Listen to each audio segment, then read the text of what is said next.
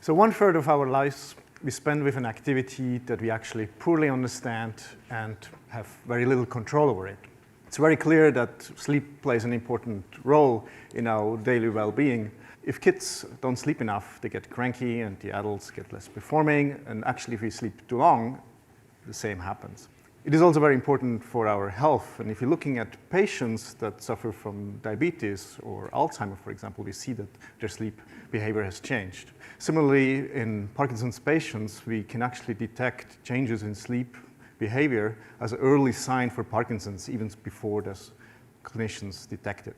Myself, I started looking at sleep when I was developing a mobile device for the pilots of Solar Impulse, record-breaking airplane that was flying around the world with only renewable energy. And the pilots had to be in this plane for 5 days and nights, so they had to find solutions how to deal with difficult sleeping. We all have our own strategy how we can get some better sleep or how we can go to bed. But honestly, who of you has actually taken the last time enough time and pauses to actually get to such a state? Well, clinicians, and if you want to really know if you have a good sleep, you have to go to the sleep lab and monitor your brain waves. Important characteristic of your sleep, it will be the slow waves, which you see below here, which is a synchronization of neurons that get the slow, nice, beautiful amplitudes, which are clearly distinguishable from awake. If you're in this situation and you can't sleep, you go back to drugs. The problem with drugs is that they also alter your sleep patterns. And with that, we are not achieving the restful sleep that we would like to have. Furthermore, dependence can happen, so you actually have to get more and more, so it's just a restricted solution in time.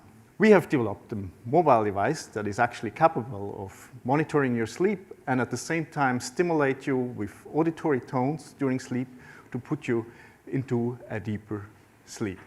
To explain you the principle, essentially what we're doing, we're playing tones within milliseconds when we see such a slow wave arise. We play this tone, which is then trying to synchronize more neurons to fire together in order to further amplify these waves and therefore put you deeper into sleep. So what does this have to do with robotics? Well, in fact, the technologies that have been developed for developing miniaturized systems and algorithms to process signals in mobile robotics, flying robots, and so on that are small, they are also useful for medical technologies. And you think about it, the difference is not that big.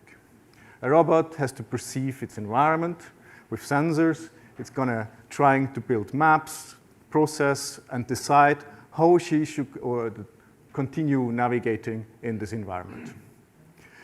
This in an environment where the robot also knows there's certain uncertainties and we don't really know the full spectrum. Very similar with our device.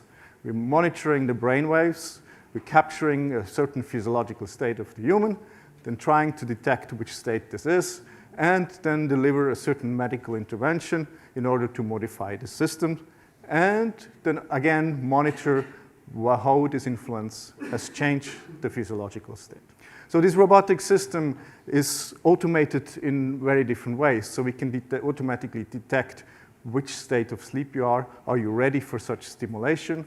And if you stimulate and you would be waking up, and we can actually correct this and reduce the volume of this stimulation.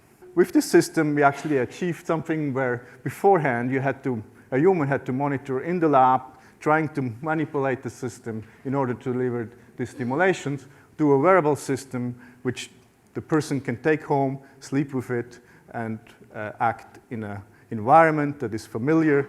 So we can do actually experiments over long periods of time.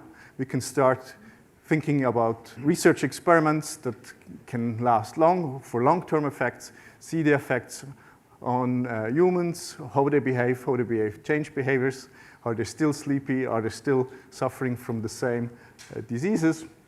And our goal for the future is really to deliver a medical device that actually can help also patients that have direct implications due to the disease on sleep and their well-being.